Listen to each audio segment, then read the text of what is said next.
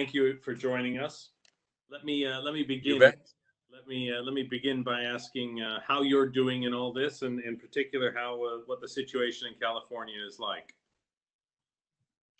Well, first, I'm absolutely delighted to be here with everyone from, I guess, throughout Europe. This is a virtual call, a sign of the future. Um, I think things in California are going fairly well. And I think the reason for that is we listen to the scientists, we listen to epidemiologists, and we are bending the curve. Things here are going better. But it hasn't gone that well for the rest of the United States. And it begs the question, why is it that the wealthiest nation in the world, with only 4% of the population, has 30% of the deaths? And I think a lot of that falls at the feet of our president, who frankly failed to act quickly enough. So now we're seeing kind of a smorgasbord of reactions from around the states. We'll see how it works out. I think we're on a good trajectory, but a lot of very serious people, including Dr. Fauci, our kind of lead scientists, feel that we may have opened prematurely, especially in some of the red southern states. So stay tuned. The US is in uncharted waters. We hope we can do half as well as Germany and the Northern European countries. Right, great. And we talked last year, I remember, about youth and teaching youth, and we're in a situation now that's quite different in how we teach youth. I note that you are currently teaching at Stanford University. Any thoughts on how the online experience is going in terms of teaching, and for both you and the students? Well, absolutely. First, it's new territory, and what you should know, and your audience might find this interesting, but I have been recruited to teach a course at Stanford's Graduate School of Business called the Policy, Politics, and Finance for Solving Global Warming, and we've had a huge turnout. And you miss being in the room with the students and the energy and the chemistry. Um, and it's not easy. Like now, David, we have to stare into a screen and hope you're really connecting with people. But with practice, like anything else, you can make it work. And I think teaching at the Graduate School of Business is fun because these aren't students that are 21 or 22-year-olds. They're in their late 20s, often in their early 30s. I have oil company executives. I have tech executives. I have one gentleman who is the commander of SEAL Group 2. I treat him very well. He's a tough guy. Um, but it's a fascinating group, and you really have the feeling that these students, when they're leaving this place, are going to go change the future. But one thing I will tell you is the millennials, David, a little bit unlike our generation, are utterly, completely committed to this issue of global warming. And I think we're going to see that rippling through every element of the economy. Great, and we'll come back to some climate questions. But while we're on the university topic, I understand that California state schools, I'm not sure about Stanford, but are not going back certainly next term. Do you think there will be permanent changes in the way universities operate going forward? And I guess from a U.S. perspective, will be a change in the somewhat dramatic cost of U.S. higher education as well. Well, 2 points there. First, and I actually have a son at UC Berkeley, and for the great majority of universities in the country, for the UC system, students will go back to school in the fall, but they'll go back in a hybrid way. And what that really means is if you had a class with 4 or 5 or 600 students or 1,000, you will probably do that online. And for an awful lot of kids today, they were recording it and watching it later anyway, just like people might be doing for this event now. For the classes that have, say, 15 students or fewer, you probably go to that in person. So that's the hybrid model I think most universities will be at. But you're absolutely right, David. This has raised a bigger question. It sort of pulled the curtain back to say university costs in North America have risen at twice the value of inflation. And that raises the questions of should universities, the ones who are essentially the inventor of a lot of these technologies that have changed the world, be eating their own dog food and trying to do a better job of lower costs, democratize learning, and so on. Students the opportunity to learn in different ways and learn faster than ever. So I think it's going to affect the high end of education, universities through MOOCs, massively online courses, and so on. But if we get it right as policymakers around the world, it could affect the lower end too, to democratize education, give younger people a chance to get into classes they may not otherwise be able to take. So there's some upside here if we can get it right. Great. All right, but let's talk a little bit about technology. So the tech sector has been the favorite child of this entire pandemic. Companies like Amazon, Zoom, Google, and all have done exceptionally well here. Do you see any differentiation in the tech sector? How do you think it's going to progress from here? Well, look, a couple points. First, tech is by and large booming, and you only have to look at the S&P 500 to see it. And to us, it's extraordinary here that just five companies, tech companies, Google, Microsoft, Facebook, Amazon, and so on, account for nearly 20% of the S&P 500. So the winners are doing better. There's a lot of tech firms that are blowing up. There's a highly touted autonomous vehicle firm right here in the valley called Zoox that looks like it's about to be gobbled up probably by Amazon. So some are getting bigger quickly, some are underperforming. That's the way it ought to be. But it does raise the world of why are these firms doing so well? And I think there's two reasons for that. First, the tech firms have just been trained to move faster. Second, they understand that what was true 5 or 10 or certainly 20 years ago isn't necessarily true going forward. And two examples is we've always assumed cars had to be gas powered. That's just the way it was. We now know because of Tesla and a host of other electric car companies, that's not the way it has to be, and it may not even be the way of the future. The other thing we've all been told is you gotta come into work every day, impress the boss, first one there, last one to leave. Um, but we now are coming to realize telecommuting may be the way of the future, reduces congestion in the roads, reduces pollution. And as one CEO in the US said, the office uh, centricity is dead.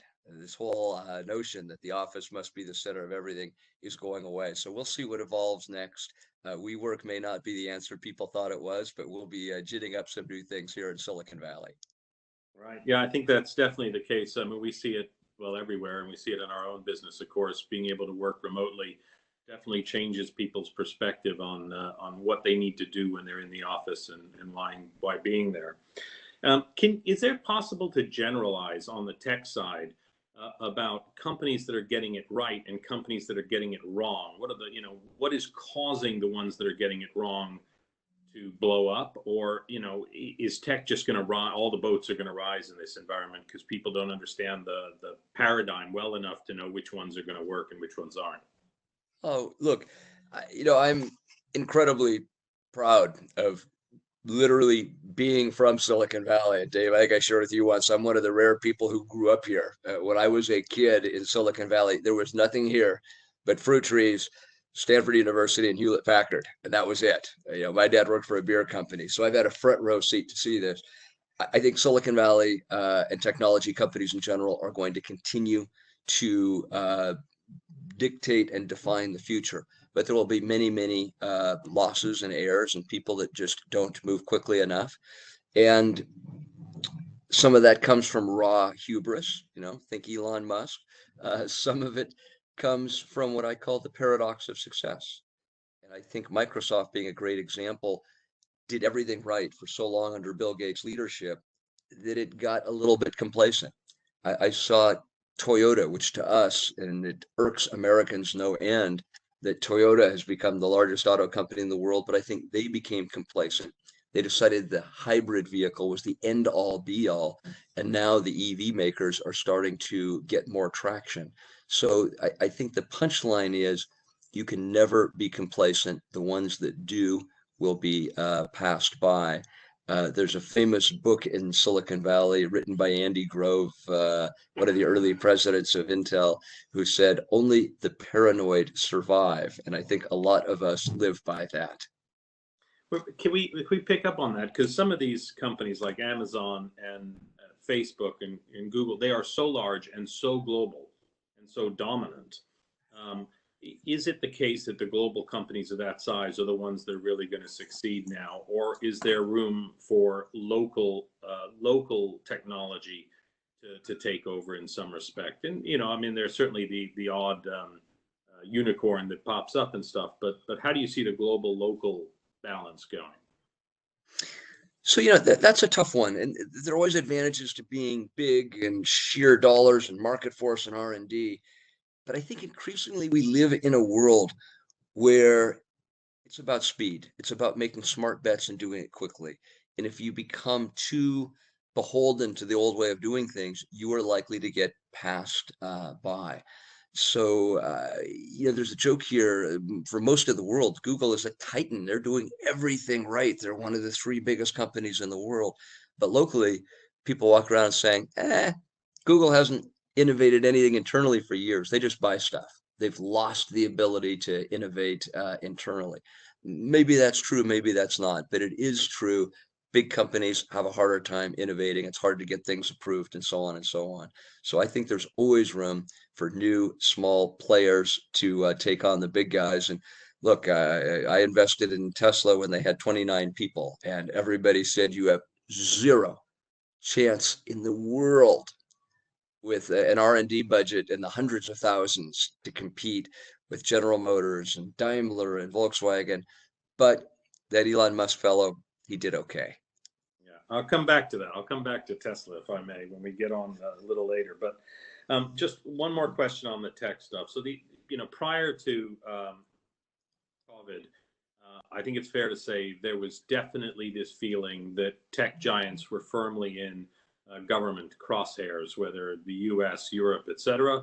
There was talk about breaking them up, regulating them, changing the way they do business. Now, of course, they are, in some respects, they've been the saviors through this.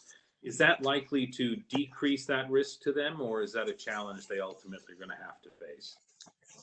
Well, so that's a complex question because they're becoming so big and so powerful. It's really becoming, I wouldn't say a legal issue, but a political one. And I think there are two things going on here. They will be in the crosshairs because of the extraordinary power they have. There's a group, especially led by Donald Trump and the Republicans, that are thinking these firms tend to be liberal. They're not very favorable to us, and maybe it's time to break some of them up.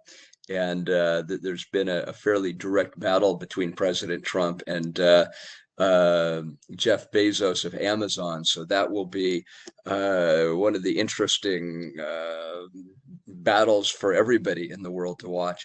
But here's what I urge your investors to think about. The average consumer is not dying to break up Amazon.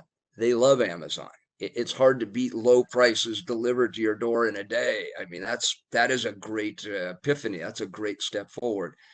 The big issue I think we should all focus in on is this issue of privacy, because consumers do want Amazon not to steal their data, not to sell their data, and so on. And the same is true of Facebook. People love Facebook. It's a way to commune, but they don't want people stealing your data. And I think if there's any place where Silicon Valley execs have missed the boat is they have not treated people's data properly.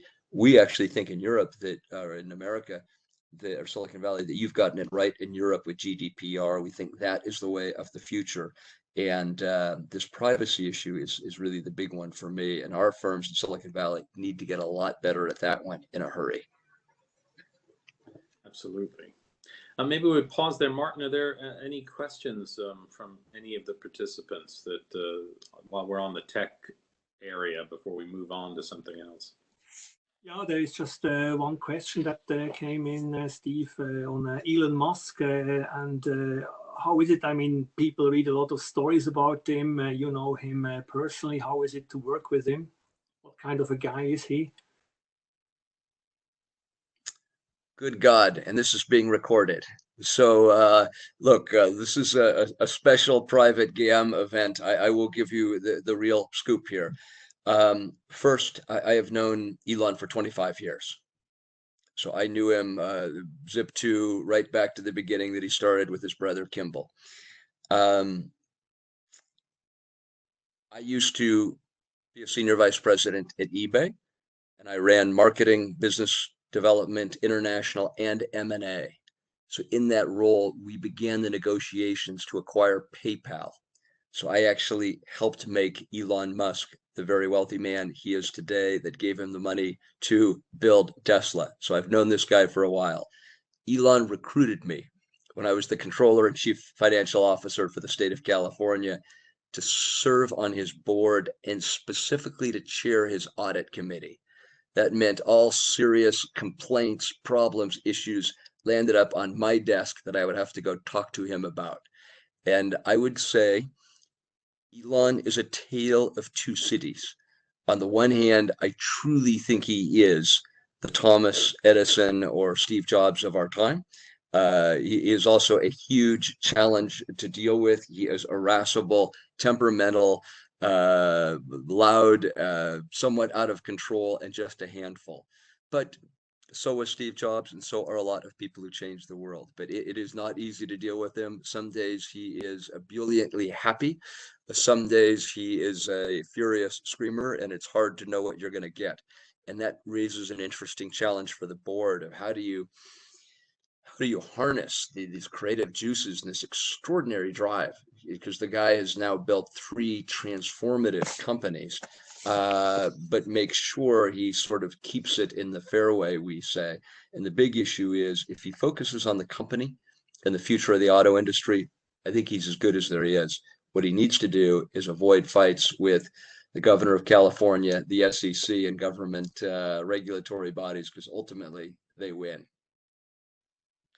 And if I made a question that came in, Steve, is more referring to what you talked before about U.S. universities. Has also to do, of course, with Elon Musk. So do you think that the U.S. And especially Silicon Valley also with and after Corona will still be able to attract the brightest people, or will they go elsewhere? So this is the biggest question of all. So kudos to whoever asked that. I believe that we literally have the smartest people in the world in America, and the highest percentage of them in Silicon Valley. But a great majority of them aren't Americans, they're immigrants. Our secret sauce and an enormous piece, perhaps the defining piece of America's success, is we have figured out ways to attract the best and brightest from around the world. The bad news is Trump has been on such a nativist, pro-America, anti-immigrant stance. I think we have lost some of those people, and I'm deeply concerned about our immigration process and that we do lose some people. However, I will also tell you that the allure of the sheer excitement here and the qualities of our universities, not our K through 12 education system, you might be better off in Asia or Europe for that, but our universities, I believe, are still the best in the world. And I believe through universities like Stanford and Berkeley in particular are still serving as a magnet from the best and the brightest in the world. Here's one quick thing just for you to make what you wish about, but an anecdotal story. My son just finished his freshman year at UC Berkeley. He has a 2-room suite, 5 kids. So we talk a lot about the diversity in the America of the best and brightest at UC Berkeley. Who is there? My wife is Chinese, so my son is half Anglo, half Chinese, and the other 4 students are all Indo-American. 2 Indo-American that grew up in America, 2 that came directly from India. So I would say that the U.S. is still recruiting the best and the brightest from around the world. Great. Martin, any other questions? Steve, I was going to ask this later, but maybe I'll jump to the Tesla question while we were on Elon anyways. There's been a lot of hype about Tesla, obviously. When we last spoke a year ago, the share price was $200. It is now $800. Is this just hype? Can it be worth that much and in such a short period of time? So I think maybe you or the audience thought I was nuts when I told you Tesla was likely to go up at $200. I have probably been the most consistent champion for Tesla, and I'll tell you why. But at $820 close last night, I'd be careful about that one. I would say flat out, it is overvalued. But the reason is not that it's not a great company doing things right. Tesla, in my view, is the unequivocal leader in the auto industry, and I'll tell you why. But the problem is this. It's a bigger problem that hopefully we can get to about the future of the auto industry. People are going to be buying fewer cars virtually in every place in the world other than possibly China. They're buying fewer cars partly because we're in a global recession. But the real issue is the world is moving toward ride hailing. And as we get better with this autonomous vehicle thing, and I believe we're getting closer to that than people realize, the cost and the ease of autonomous ride hailing will make it less interesting for the next generation to buy cars. And on top of that, you have an awful lot of people moving into urban areas. So expect every automaker in the world to be selling 20 to 40% fewer vehicles this year. So I think Tesla's the cream of the crop, but the whole industry, I believe, is currently overvalued, and that's a problem. Ford Motor Company, by the way, over the last 10 years, I was just looking at it, has gone from $14 down to $5. Tesla's in the same period gone from $120 to $820. They're doing something right over there. Right. Well, let's stick with the whole mobility theme. And I mean, one of the issues that we've seen, certainly, I think outside the U.S., where the transport infrastructure is there, but certainly places like New York and the like, is people stepping back from public transportation generally. Is that void going to be filled? I know you said everyone's going to have fewer cars, but are we going to end up with more cars on the road as a result of that, particularly in the U.S., where if you're not taking public transportation, you're almost definitely driving? And what does that mean from us, from a climate perspective, from a congestion perspective, et cetera, as public transportation maybe takes a back seat? Yeah. So we've seen increased public transportation all of my life, and I think the trend is going to go that direction. Second, data appears to be quite powerful that more and more people are moving into cities, especially younger people. It's exciting, there's greater community, and so on. This is clearly a blip in those two cycles. And I think for the next year or two, we will step back from that. There may be more cars on the road, but I think there's likely to be much more telecommuting. So if I had to bet, my bet is still on less traffic, not more.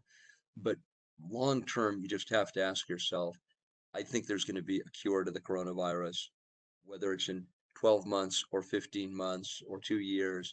There will be a vaccine. I think people will be back in their cars and in public transportation, and we'll continue on the track we've been on before. Okay, it's an interesting point about urbanization there as well, which we might get back to, but we probably don't have time. Can we talk a little bit about autonomous vehicles and should we care about these? We've had a lot of hype about them for a long time. I've still never been in one. When are we actually going to see them on the streets, and what impact are they going to have when they come? You bet. So first, should we care about these things? Look, 1.25 million people died in auto accidents globally last year. That need not happen. So there's a huge need. Second, when you have autonomous vehicles driving instead of people in cars, you reduce traffic dramatically. That's a big plus, and with that, you reduce pollution. So there's all sorts of needs for autonomous vehicles, but some could argue most of all, Steve, we lost the sound, or at least I have. How about now? I think we're okay. Yeah. Better.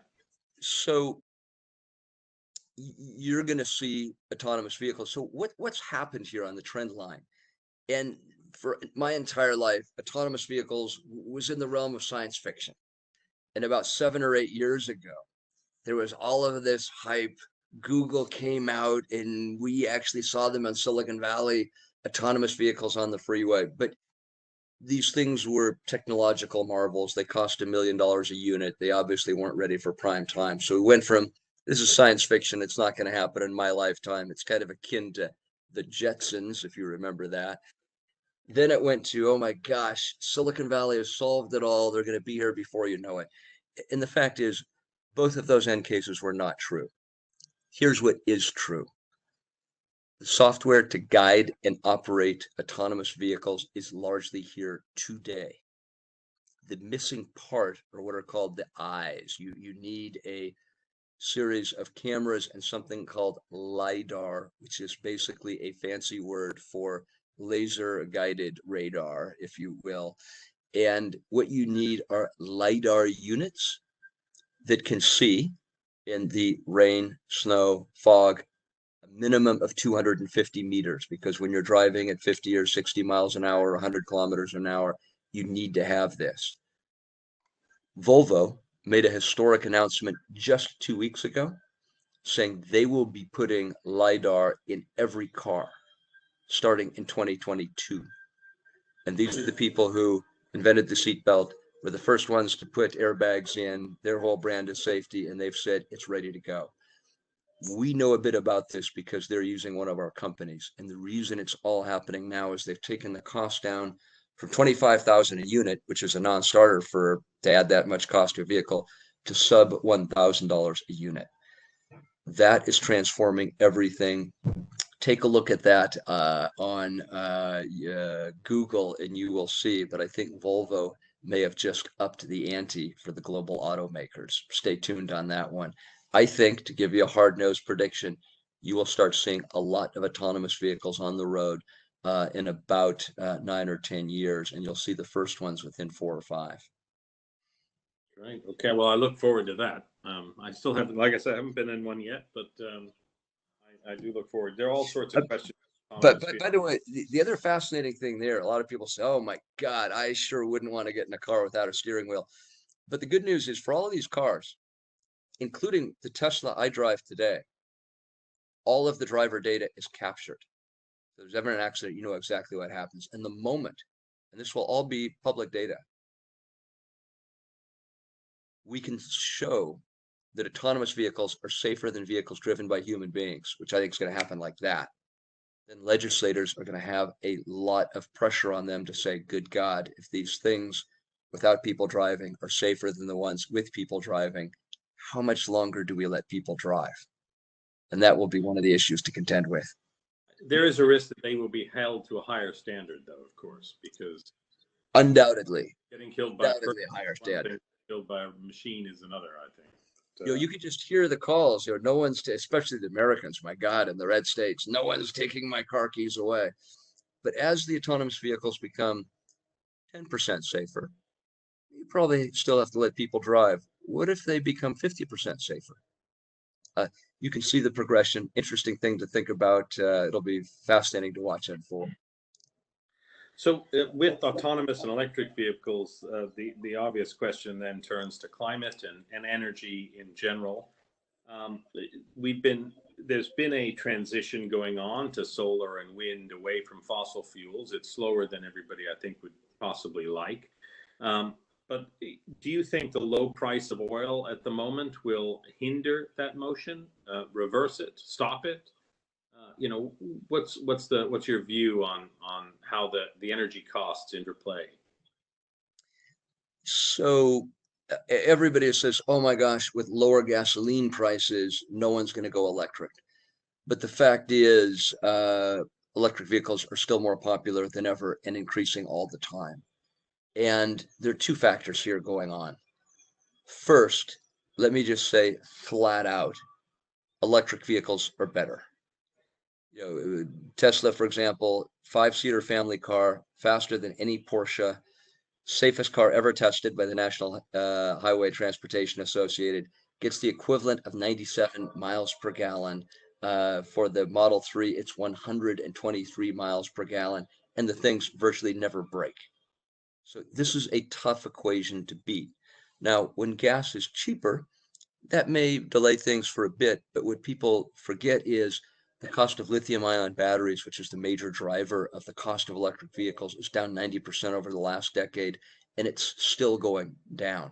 by the way, here's something for your investors. There are today 122 lithium-ion battery plants either built or in production. They're going up all over, and that's driving costs down. So the real question is, and I'll just say flat out, at $100,000, you don't sell that many electric vehicles. Tesla and the others have taken the price down for really mid-range. BMW 3 version to about 40,000.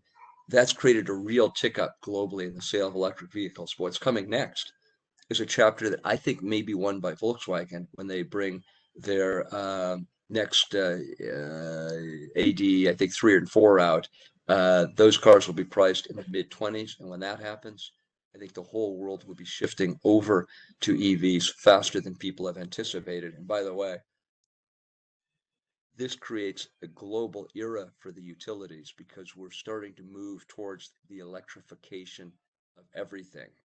Housing, vehicles, appliances. We can talk more about that. The best thing ever for the planet. Not so good if you're in the natural gas business. Well, what do you think about? I mean, take the oil companies themselves. I mean, obviously, if the first blush is this is not a rosy outlook for oil companies, but what do you think of the argument that they're the ones with the biggest incentive and they've got this cash stockpile to make some serious dent in the future for us in energy terms in a positive way? I mean, they certainly talk a lot about it. They talk about R&D in this area. Is that just marketing hype, or do you think the oil companies will actually end up somewhere in the forefront of change? So that is kind of the trillion-dollar question of the economic age. Look, my whole life, growing up in America, and we were pretty darn proud about this. The 10 largest market cap companies in the world were 3 U.S. auto companies, 6 oil companies, and occasionally General Electric or U.S. Steel. It looked great for America, but the reality is we were an oil and gas guided and driven economy. Today, every one of those firms except for Exxon has dropped out, and Exxon's probably gone within a year. And what we have now in the top 10 are 7 technology companies, 4 from the US, but 3 from China. So that is the new world. So what do you do if you're an oil company? So there's a clear split here. What's quite interesting to me is the Europeans kind of get the message here, because the big problem is millennials, the largest buying cohort in the world, just don't like oil companies. They want to do everything they can to get greener. And if you show up as the oil company, you're on the wrong side of history. So the European companies appear to get it. BP, Royal Dutch Shell, Total, I think are moving toward a greener future. The US ones, unfortunately, Chevron and Exxon, I think are clinging to the past. But even for the European oil companies, I think their view is we'll just go in and buy battery companies like Sonnen. We think that's not quite the right approach. We think they need to be moving into the energy world, but they need to be focused on the digital part of the energy world, not just the resource part. So stay tuned. There's dramatic moves afoot. They will use their balance sheet to try to get in front of these trends. But let's see if they do it looking forward or with an eye looking backward. Hey, Martin, I should give the audience a chance to jump in. Any other questions? I'm eager to hear what your clients think. Yes, there's just one question that came in. Let me pull it. It's about batteries. Just hold on. I need to pull it up here. Do you see new disrupting battery technologies emerging in Silicon Valley, like solid-state batteries that could make it to the market in the next 5 to 7 years? Steve, you're on mute. So the short answer to that is yes. At our firm, we have looked at, if you can imagine this, over 500 battery companies. So there's new things coming all the time. But I would just break this into 2. So much money is being invested in lithium ion batteries, new plants, everybody in the world, every automaker moving toward these. It's going to be hard to change from that configuration. So cars and many things, power storage for buildings, universities, hospitals, will be built around a lithium ion standard. However, there's no doubt in my mind that within roughly a decade, you will see new technologies that begin to challenge lithium ion batteries, especially for certain tasks. So some tasks require a sudden jolt of energy. Others require a slow drawdown over time. So different battery chemistries help us do different things. By the way, one other thing, just to tease the audience, if you would have asked me 5 years ago, Steve, what is one thing you know for sure? I would have said you're going to be seeing a lot more electric vehicles, but you might not see many electric planes because these things at their core are just heavy and planes need to be light. But I will tell you now, we've seen probably dozens of business plans for electric aircraft, and I believe you will even see electric aircraft begin to appear more commonly within the next decade because the cost and the power is going down so quickly, and the power and energy density is going up. So expect the electrification of everything from airplanes, shipping, cars, and even in homes and buildings. One other question, Steve. What is your personal opinion on hydrogen? I know that Elon Musk is not a big fan of this, but do you personally see a future for that, even if not for cars, but for other transports, ships or trains? Yeah. So there's great debates about this, about hydrogen and about green hydrogen, because in simple terms, and I just had Secretary of Energy Chu speaking at my class at Stanford. Most all experts, and myself included, believe that renewables are going to supply 80 to 85% of the world's energy. But there will always be some places where renewables are less cost effective. Hydrogen or nuclear are two of the remaining solutions. Nuclear seems to be diminishing for a host of reasons. So hydrogen, we think, has some potential, but there are some challenges for it. I think where it makes most sense is for trucking, because the fundamental technology and the energy source is not bad. The challenge is the distribution network is quite expensive. The electrification network for cars and trucks is very cheap, and that's why it has gone global so quickly. Hydrogen is quite expensive, but you will see in places like the US for trucking where there are really two major corridors that go from the West Coast to the East Coast, you can literally provide fueling for those with no more than a few dozen fueling stations. So that's where I would see it popping up, and probably the same is true for Europe, but I don't think it's going to go much beyond trucking.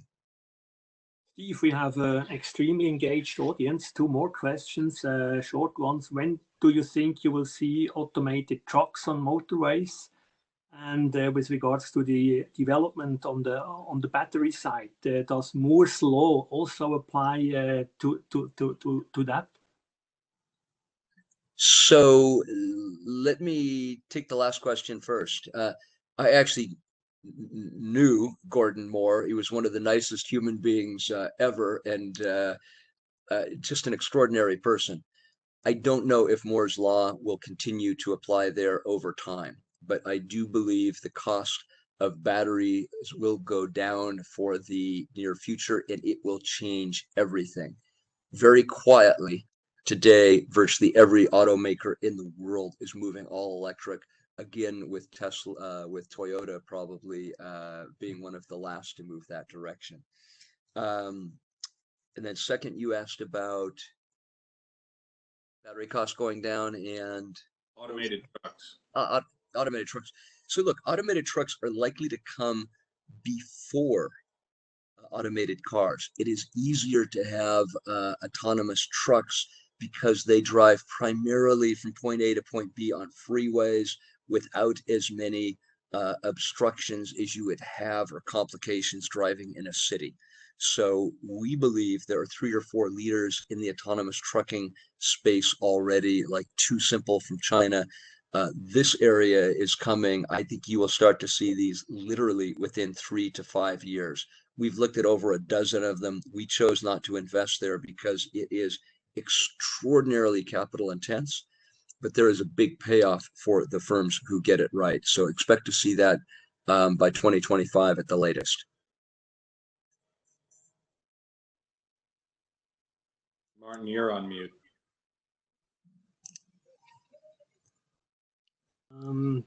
With regards to autonomous driving and the other one on SpaceX, what's your view there? Do you think they will go public sometime soon? I think SpaceX goes public within the next 2 years. It's an extraordinary thing to have.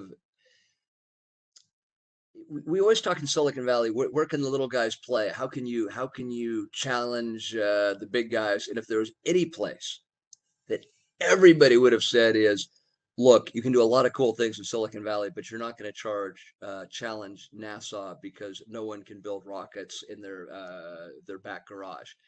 And darned if Elon Musk didn't figure out a way to do this. And with the launch yesterday, the first time we've put people in space with a non-government-led effort is extraordinary. It was a public relations bonanza for Elon, possibly for our president as well.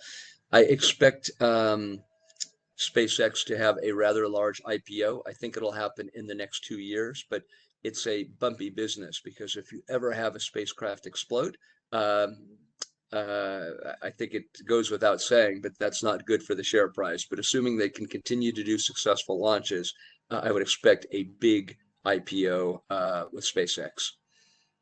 By the way, at precisely that time, lest people become too envious of Elon, he has said he is going to divest himself of his main worldly goods. He owns 3 houses and he's put all 3 on the market, each one with a value of over $25 million, I believe.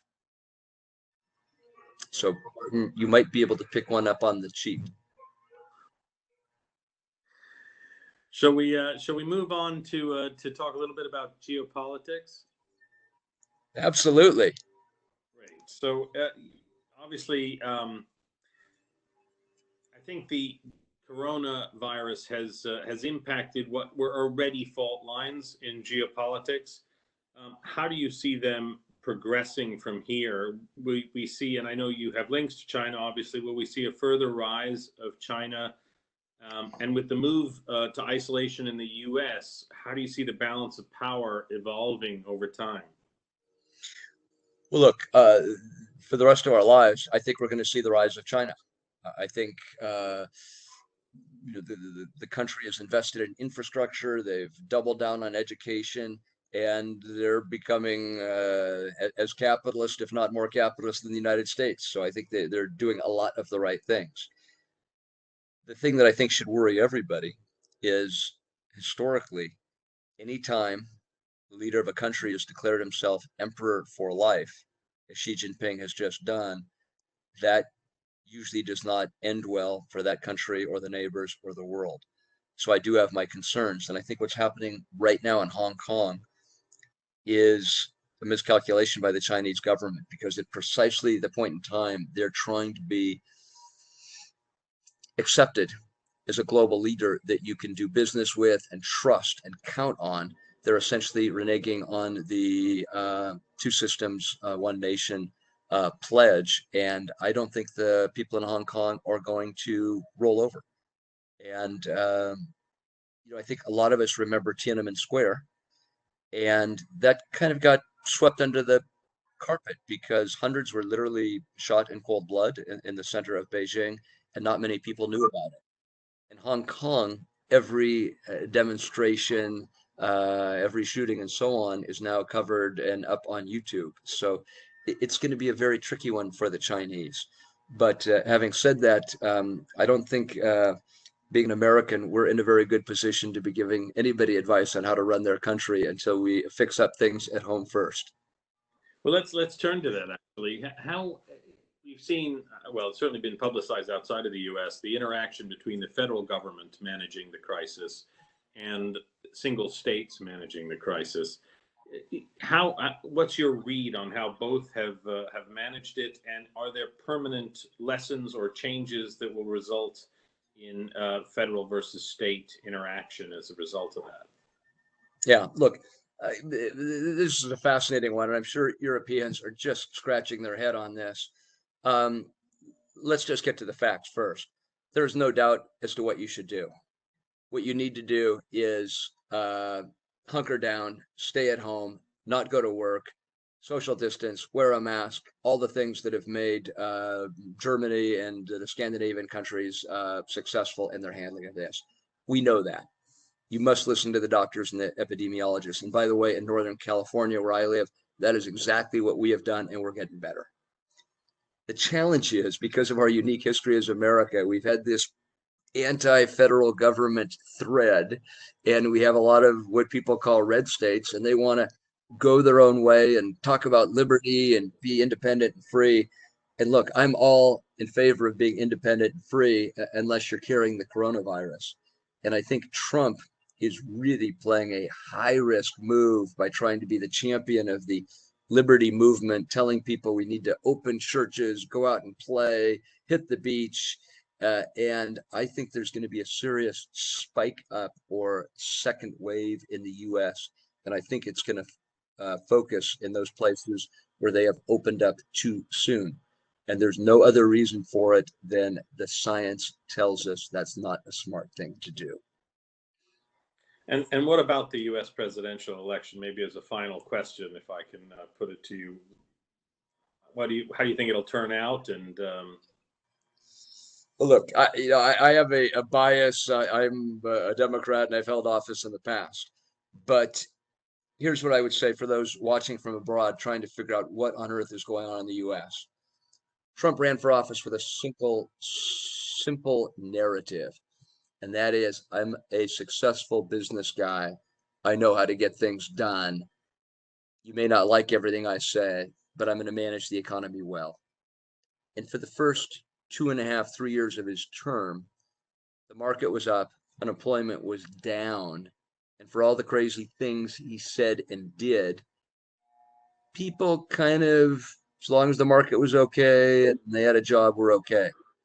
What's happened to President Trump is because we now have 100,000 people who have died from the coronavirus, more than any country in the world, 30% of all deaths globally. People are angry. Add to that, we have 38 million people unemployed. It is not clear how long it'll take for those people to go back to work. I think that data would suggest President Trump is going to have a very tough path to re-election. And if he does win, God help us. well, thank you, Martin. Are there? I've seen questions scrolling by, so maybe we take some questions before we bring this to a close, and I'll have maybe one more question for Steve at the end. Yes, so there is one question getting back to China. Steve, do you think the crediting system, the point system they apply now with all, the talk about surveillance apps and the like, also here in Europe, but I guess also in the US. So we take over the Chinese surveillance systems also here in the Western world. So I'm sorry, you cut out just a bit. So repeat. Yes, so when you look to China, they apply crediting systems to their people. And now, with COVID and Corona, the discussion is coming up here about, surveillance apps and the like. So are we moving in the same direction as China? So this is a question we all have to be very careful about. And I think there's a huge profit incentive for every company to wish to capture information.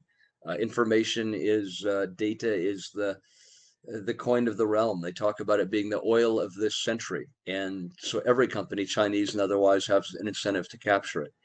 The reality is many people will misuse it. American companies will misuse it to sell inappropriately. Chinese companies may misuse it for surveillance and for repression. This will be one of the major questions of the age. And I know a lot of the Silicon Valley companies, Facebook in particular, that really wasn't paying attention. And Facebook perhaps bears some responsibility for the outcome of our last election, for allowing our social media to be manipulated, what is clearly by Russian interests. So we're going to need to do a better job of that. But this issue where President Trump, and I think he's been absolutely off base to trigger a trade war with China. I do not think that has helped anybody, but he has raised the issue about Huawei, Chinese technology, and what are the standards to ensure that they will not be violating privacy provisions. That is the one area that Trump may have gotten right. We'll see how that shakes out. Martin, other questions? Yes, there are some questions about looking into the crystal ball. About do you think the divergence that we currently see between the economic development and the capital markets will that prevail, or will we see a second sharp drop in the markets? What is the expectation? Well, I think David is the one who should be answering that question, but I spend a lot of time thinking about it, and I think there's clearly a disconnect between the so-called Wall Street and Main Street. And I think, just speaking from a US standpoint, 38 million people unemployed, I am worried about where the market is right now. But I do think, better than in the past, the US government has done a pretty good job of bringing stimulus to bear to create a softer cushion floor. So if I had to guess, I think it may come down a little bit, but I think federal policy and Congress, policymakers in Congress are working to keep it in check. I will also say, because of this phenomenon of big data, US life science companies are working faster than I have ever seen in our history to find a cure. I know the same thing's going on in Europe and in China, and I am somewhat optimistic that we will see a cure in mass vaccine in mass production within 12 months. So if I had to guess, I feel a little worried about bumpiness for the next 6 months, but long term, I'm very bullish about what I'm seeing in the world. We're living in a world of innovation. That's something to be excited about. I might just chime in with a few thoughts as well there. Steve, I agree with you. I think the chance of a vaccine is really a make or break for the markets. We will get good news and bad news, and that'll bounce things around a bit. I think what we're seeing, there's a lot of comparison between the crisis we're seeing now and the financial crisis we had in 08, 09. Part of the difference is that here we're getting coordinated monetary and fiscal stimulus not to the banking sector that was repairing itself, fiscal stimulus much more to consumers themselves. So you're getting direct fiscal stimulus. So I think the efficacy of that stimulus will be much better right now than it was at that time. Yeah.